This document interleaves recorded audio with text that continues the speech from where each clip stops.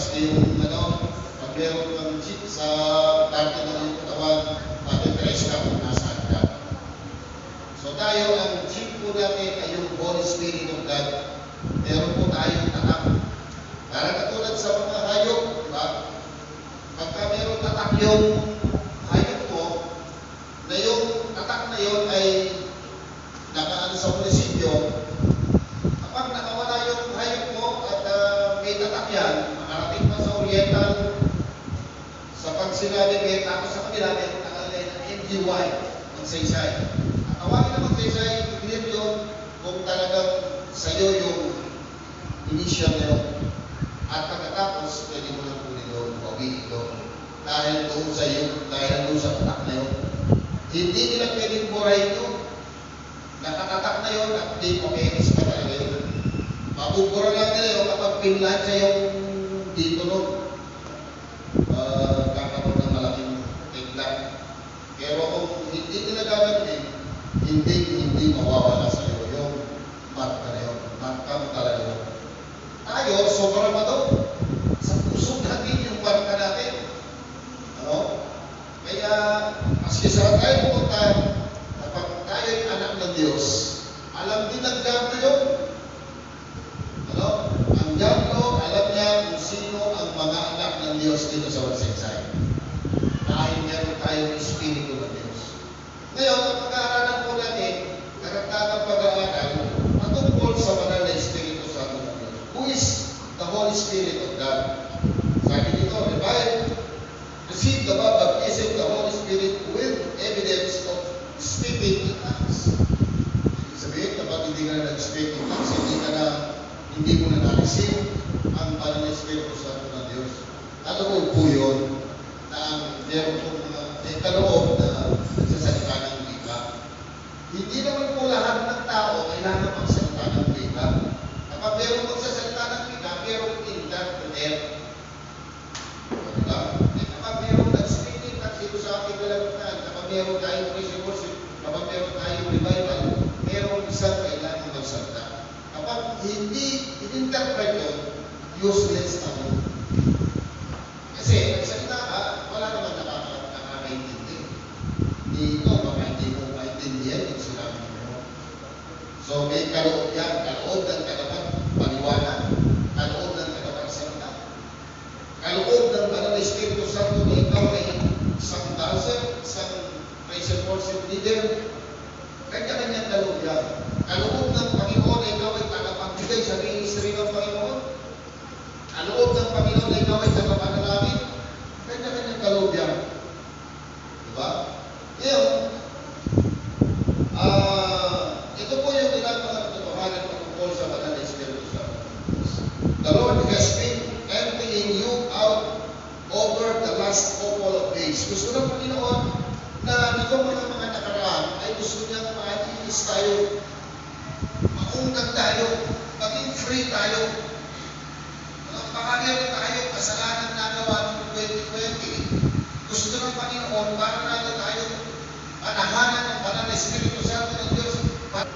Isurrender natin sa Panginoon 100%, not 99.99%.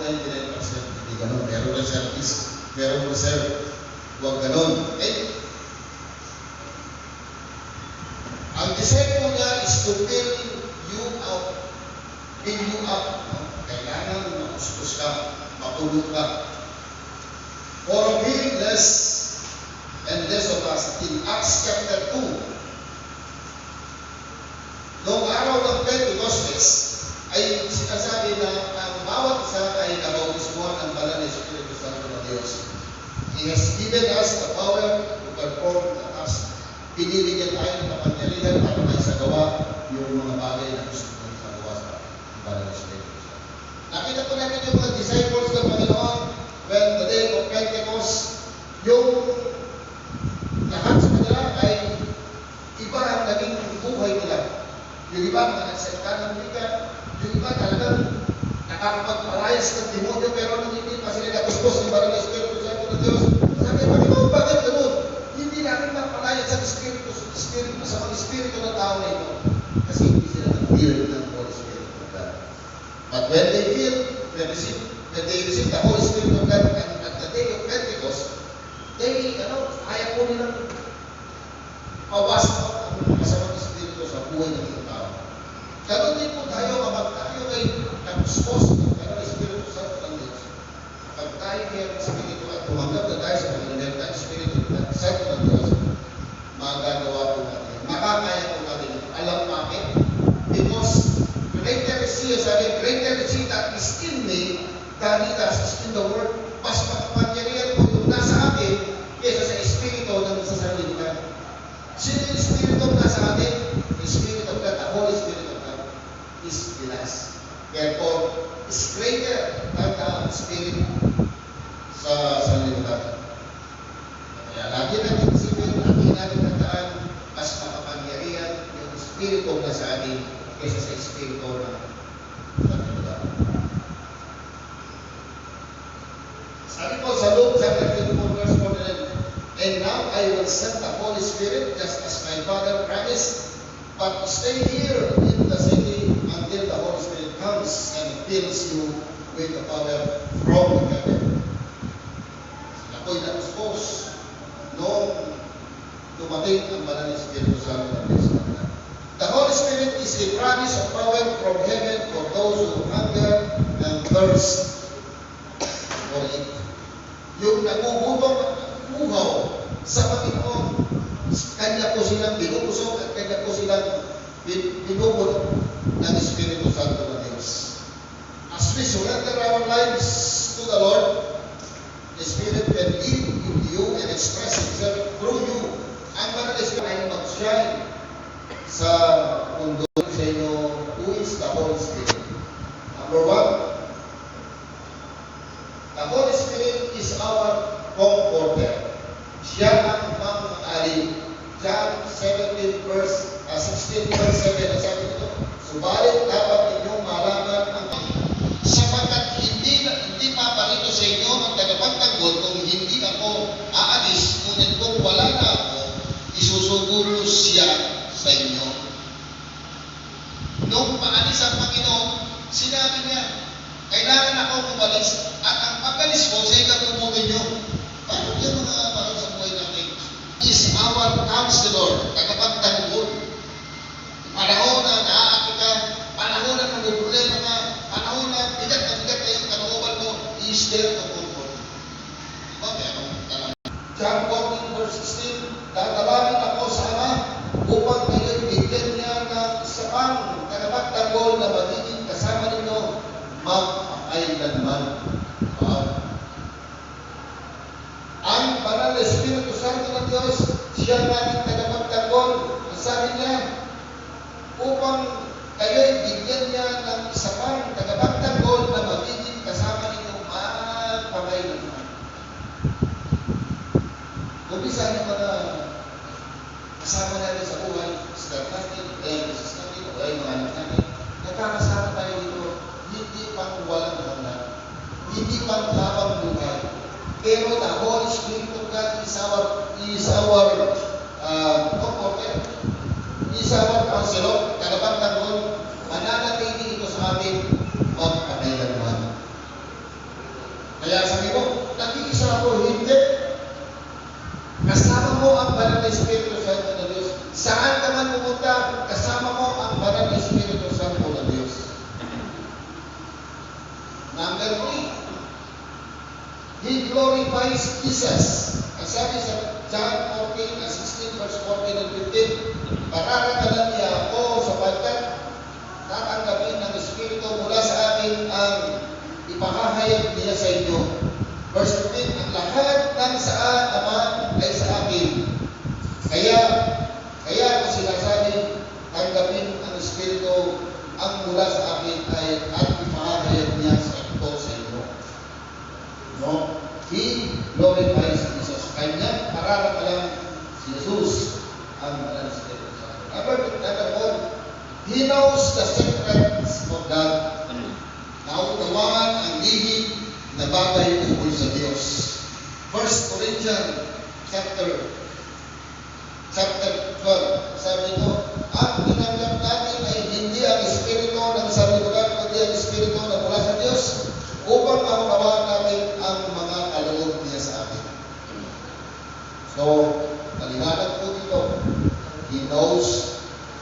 secrets of God. Banal na Espiritu Santo. Wala tayong maililihim sa Kanya. Noong nagkaisa po ang mga church noon, noong unang panahon, sabi sila na, lahat ng ating pinakakinig, ibigay natin para sa Panginoon. Para lalong dumaganap, lumawak ang pangalan ng salita. Meron isang pamilya, nagkaisa sila. Sabi ng babae, ito po yung una po namin. Ito po yung lahat ng pinagbentahan namin sa lupa. Ibigay po namin lahat ito sa church. Sabi naman niya, naligtan ka, namatay. Bakit? Sapagkat siya nagsinungaling siya sa banal na Espiritu Santo ng Diyos.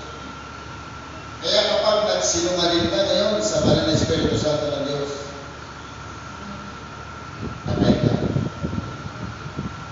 Pabuti na ngayon yung banal na Espiritu Santo ng Diyos.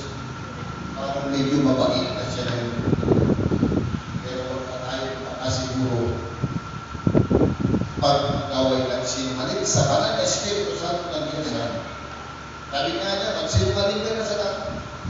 Magkano pinita mo? 1,000, yung pala, 2,000. Makapagsinungaling ka sa tao, pero sa banal na Espiritu Santo, huwag mo nang subukan. O magkakaisa tayo, dahil ikaw, magkano ibibigay mo sa Panginoon? 30,000. Tapos, sinabi mo sa pastor mo, 20,000. Kung hindi natin kaya kung ano sasabihin natin, gawin talaga natin. Dumating yung kasama niya, nung namatay ko kumain, hindi labas, binibig. Dumating yung kasama niya. Pagkano pinagkaitan ko, lahat ng pinagkaitahan natin, nagkaisa po kami mag-asawa, at ito ang ibibigay natin sa church. Ito po yung lahat ng pinagkaitahan natin. Sabi ng Pedro, sige, dahil layan at lahat ng inyong pinagkaitahan, isusunod ka na dahil yung asawa mo na doon. Nalalabas lang yung nag-ibig sa kanya. Patay ka. Isa na yun. Story. Alam mo, huwag tayo magsinungaling sa banal na Espiritu Santo. Meron pa nga igulat, Wes, ang Holy Spirit of God. Pagdating ang banal na Espiritu Santo. So, He knows the secret of God, the Holy Spirit. Kung alam niya ang sekreto ng Diyos, anong sekreto mong hindi niya pwedeng malaman? Maaaring sa church, mga sekreto mo yung ginagawa ko. Pero sa Diyos, ako. Sa banal na Espiritu Santo, ako. Pasang-pasang sa Kanya. Pasang-pasang tayo sa Kanya. Wala tayong may pinili. Ginawa mong lihim, alam na Diyos. Because maski nga saan lugar na ito siya. He knows everything. He is everywhere. Ngayon, kung nasa lahat ng tao, kung alam niya lahat ng bagay, anong may lilihin mo sa kanya ngayon?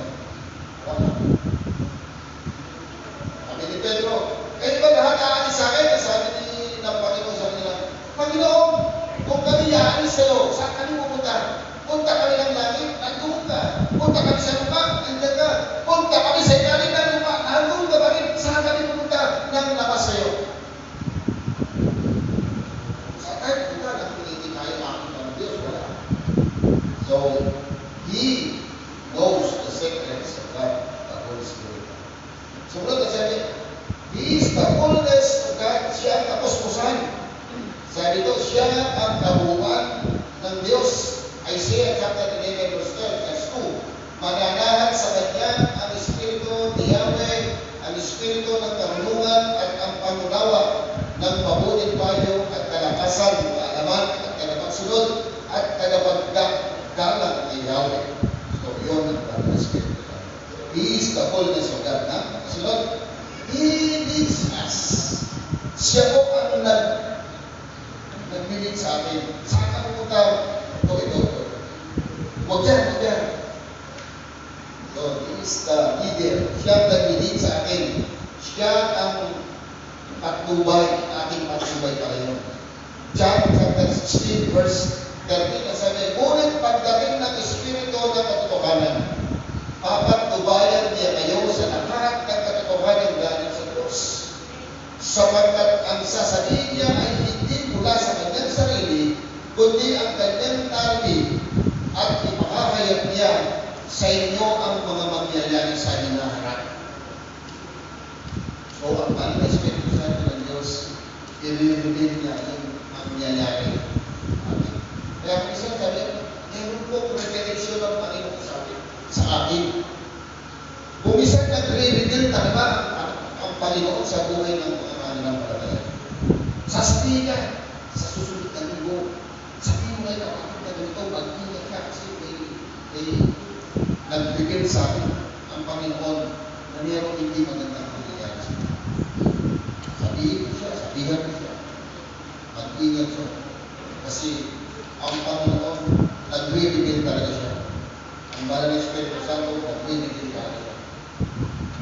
Dahil siya, nakatubay natin, alam niya kung anong pwedeng mangyari sa iyo. At ang panghuli, ang sabi sa Acts chapter 2, verse 1 and 4, Number 1, verse 1, sabi niya, nagkakatipon silang lahat sa isang lugar nang sumabit ang araw ng Pentecostes. Verse 1. Sa verse 2, sabi nito, walang ano-ano may ingay na nagmula sa langit, katulad ng ubong ng malakas na hangin at napuno nito ang bahay ng kinaroroonan nila. Sino pong nagarinig doon sa ubong ng malakas na hangin ng Ursula? Ito ba nagarinig doon?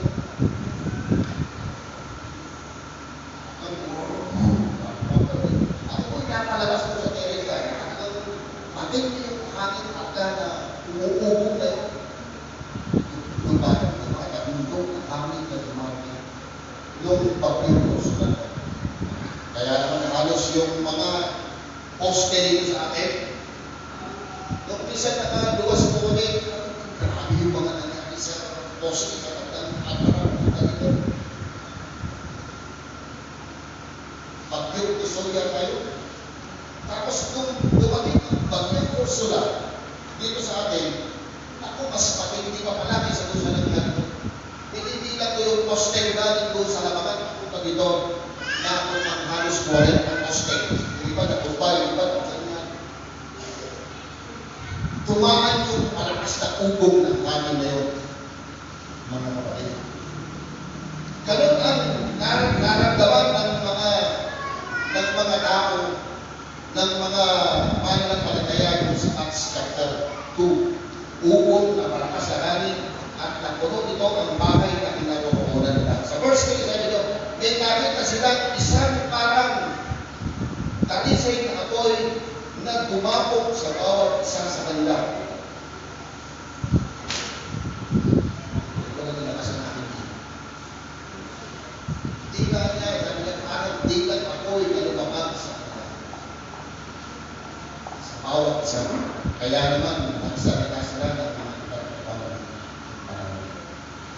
Sa verse 4, at silang lahat ay naguskos ng Espiritu Santo na nagsimulang magsabi sa iba't ibang wika ayon sa pinagkaloob sa kanila ng Espiritu ng Diyos. So yung karamihan sa kanila nagsalita ng wika, pero meron ka ba kanila?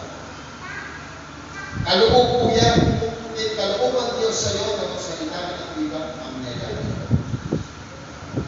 At kung kaloob na ikaw ang mag-i-interpret ng nangyayari dito sa buhay.